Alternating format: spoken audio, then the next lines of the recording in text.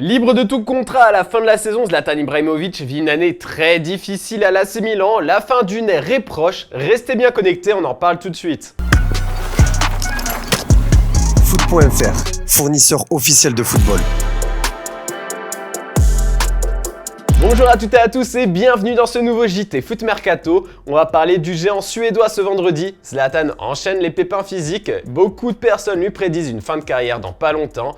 Mais le Scandinave, on le connaît, il n'est pas prêt à abandonner sa carrière pour si peu. L'AC Milan ne prolongera pas le contrat d'Ibrahimovic, mais selon nos informations, le buteur a déjà trouvé une équipe où rebondir. Nous pouvons vous révéler que le joueur a en effet un accord oral avec la modeste équipe de Monza. Maintenue dans l'élite un an après y avoir accédé, la formation lombarde n'est pas un point de chute étonnant. En effet, Monza est la propriété de Silvio Berlusconi, grand ami d'Ibrahimovic depuis le premier passage du buteur à l'AC Milan. Sans oublier la présence d'un autre proche du Scandinave, Adriano Galliani, les deux amis d'Ibra sont donc prêts à s'offrir un joli coup médiatique tout en permettant à Zlatan de vivre de sa passion.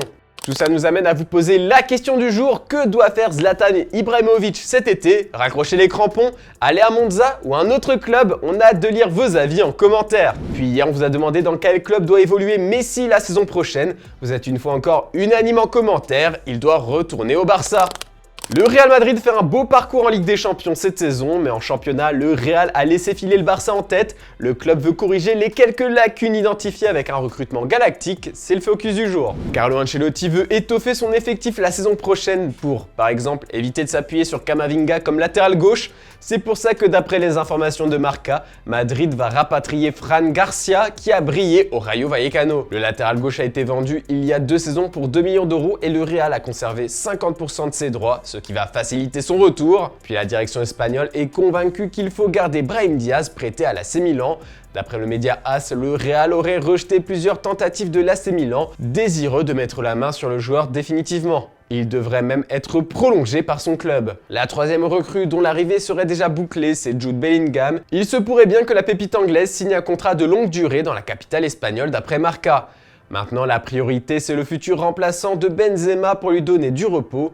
Ce buteur pourrait être le jeune joueur Alvaro Rodriguez d'après Sport, bien qu'il ait encore beaucoup à prouver. Poste formé à la Castilla après avoir été déniché à Riron, le jeune Uruguayen de 18 ans a toutes les qualités requises pour se frayer un chemin en équipe première, en attendant la potentielle arrivée d'Harry Kane ou Erling Haaland.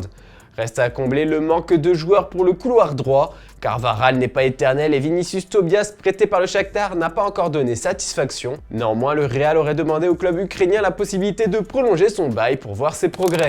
En attendant, le Real s'est fait dépasser au classement par l'Atlético hier, et ça c'est grâce à un grand Griezmann, auteur d'un doublé. Le Français s'est montré très heureux de dépasser ses rivaux en conférence de presse. Muy bien, disfrutando de mi juego, intentando hacer lo mejor posible para el equipo, para los compañeros. La verdad que estamos disfrutando, estamos jugando a muy buen nivel y hay que seguir así. Sabiendo que el Real había perdido una oportunidad para pasar segundos y es importante para nosotros estar lo más arriba posible y nada. Et dans le reste de l'actu, Newcastle est prêt à frapper un grand coup en Ligue 1. Le Frommeyer a perdu de sa superbe en l'espace de quelques mois à Rennes, mais le médaillé de bronze du dernier mondial pourrait rebondir en Première Ligue. Selon nos informations, plusieurs clubs sont intéressés par son profil. Newcastle est venu au renseignement il y a peu.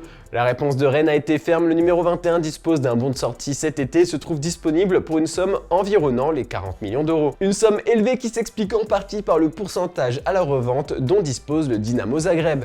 Élément qui laisse penser que l'international croate, plus vraiment heureux en Bretagne, malgré un contrat qui court jusqu'en 2026, vit ces dernières semaines en Ligue 1.